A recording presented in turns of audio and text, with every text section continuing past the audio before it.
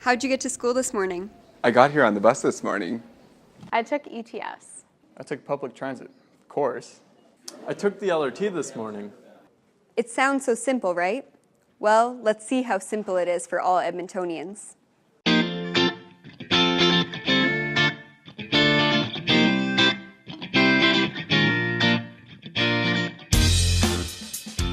Edmonton is a city of groundbreaking entrepreneurial innovation and rapid development.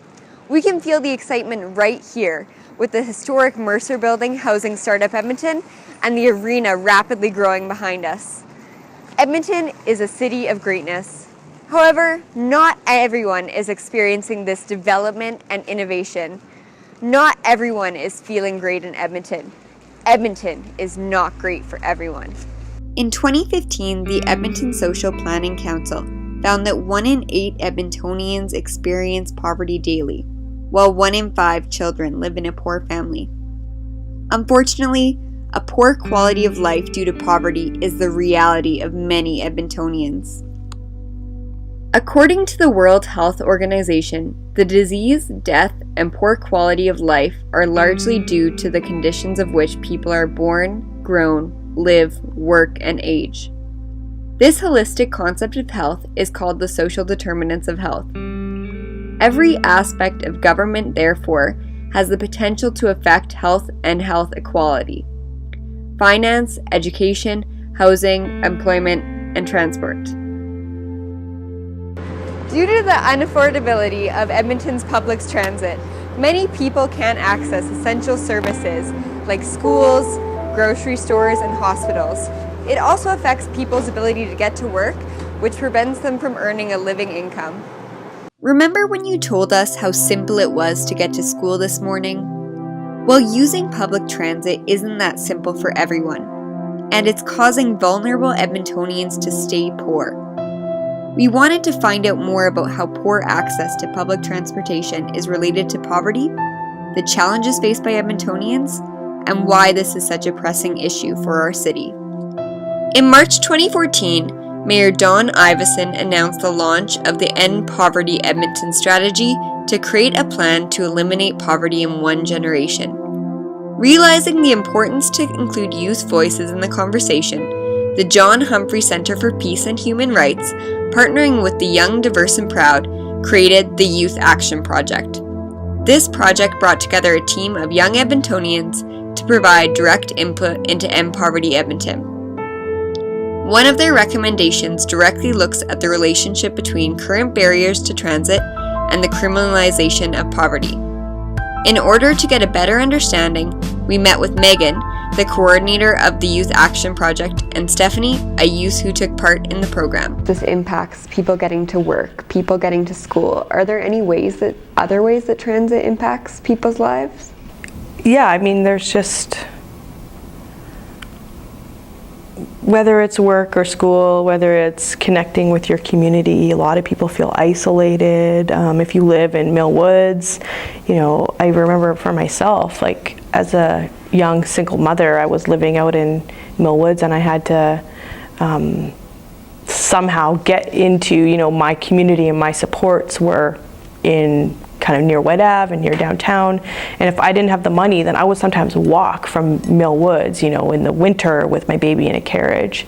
And so I think there's something about community that's so important. And again, especially for people who are in vulnerable positions, that if you can't get to your supports, and it's not just school and it's not just work, it's your mom or your dad or your sister or your brother, it's your doctor, it's going to the subsidy offices to get subsidies for your child care.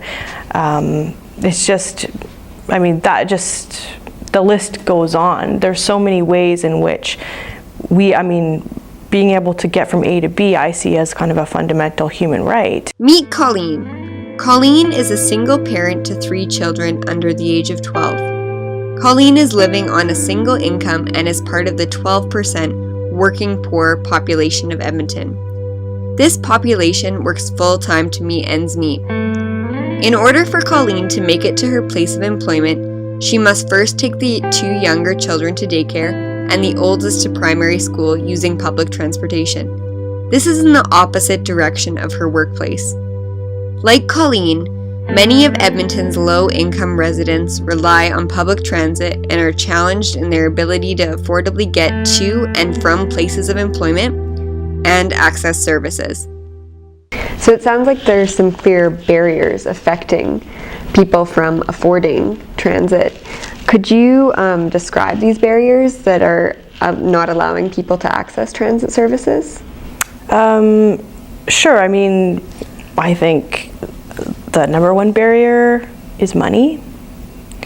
Some people just don't have the money to get from A to B, and then our transit system is not really set up to, it's not super accessible for people, and just where it is, how late or how often your bus or your train runs, and then,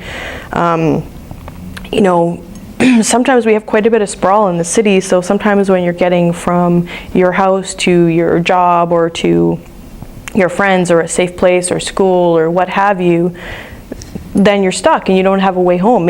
While chatting with Megan and Stephanie, we realized that not only did unaffordability of public transit prevent Edmontonians from going to work, school, or accessing essential services, but it further perpetuated the cycle of poverty by introducing them to the criminal justice system.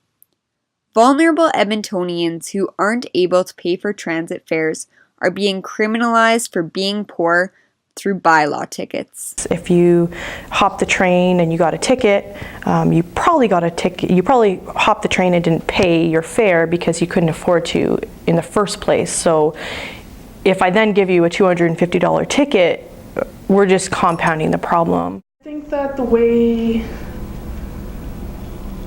ticketing is approached is in a very challenging way. Like, for example, the most places in the city that have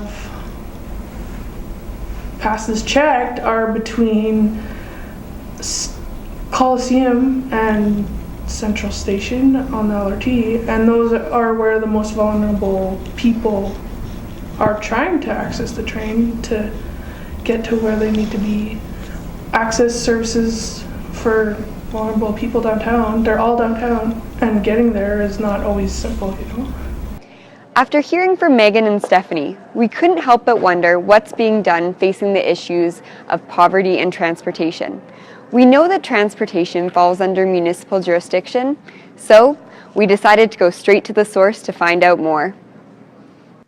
My role on Transportation Committee is I am the vice chair.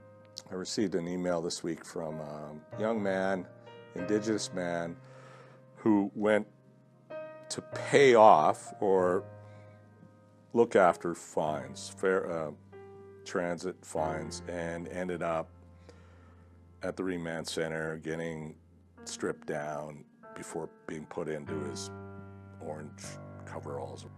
It was really a demeaning experience for him.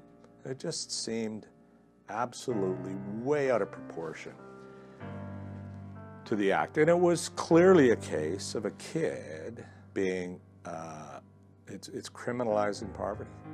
And I was really heartbroken to read his story, and we have to do more through low-income transit passes, through making sure that places like iHuman and YES and other social agencies, Mennonite Center for Newcomers, have these tickets that have been donated. It's clear that the city is taking steps to address the issue of poverty and access to transportation. As Councillor McKean highlighted, the City of Edmonton offers low-income transit passes, the Free Transit Pass Initiative, and the Donate a Ride program. However, we realize that these are short-term solutions to a complex, systematic issue. Quite often, we think about increasing government funding as a means to creating solutions such as providing free public transit. But what level of government should the funding for such initiatives come from? The problem here for a municipality is our taxation abilities are different. Income redistribution is more the realm of the federal and provincial government. The challenge for the municipality like Edmonton is, let's say our goal was to have public transit. It was free to all Edmontonians. So to do that, we would have to raise taxes. Let's say we had to raise taxes 5%, and we literally could push some people out of housing. They could no longer afford their housing because we've done that, because of the burden we've added to the monthly cost of housing for a person. As Councillor McKean mentions, although public transit rests within municipal jurisdiction, providing accessible public transportation needs to be recognized as a provincial and federal concern. However, we cannot just wait for politicians to take concern and act. Each and every Edmontonian has a role to play in finding a solution for our city's problem. Polite society doesn't often talk about poverty. It doesn't even recognize it. My personal theory is that if we could take everybody from well-off neighborhoods in Edmonton and sit them down for half an hour with somebody that's homeless, they would go back after that experience and they would point their finger at politicians and say, you fixed that problem. Those people don't deserve that, because they don't deserve that. So let's start the conversation. Let's recognize the issues surrounding poverty and transportation in Edmonton. Poor access to public transportation is keeping Edmontonians poor and continuing the cycle of poverty. This may not be the sexiest issue, but it sure is one that's pressing. Let's not forget how great our city truly is. But let's make sure our city is great for everyone. And let's do it together. Let's start the conversation. You can participate in the Donate a Ride initiative. You can donate a bus pass to a local service provider. You can write your local MLA and ask them to prioritize poverty and transportation issues. You can write your local member of parliament. You can get in touch with your city councillor. Exercise empathy instead of judgment. Help shed light on issues surrounding poverty and transportation in Edmonton. Talk to your friends and family about the realities of living in poverty. Put yourself in someone else's shoes. Laissez vos collègues savoir qu'ils aussi peuvent jouer un rôle dans le succès de notre ville. Let's get the conversation started. Together.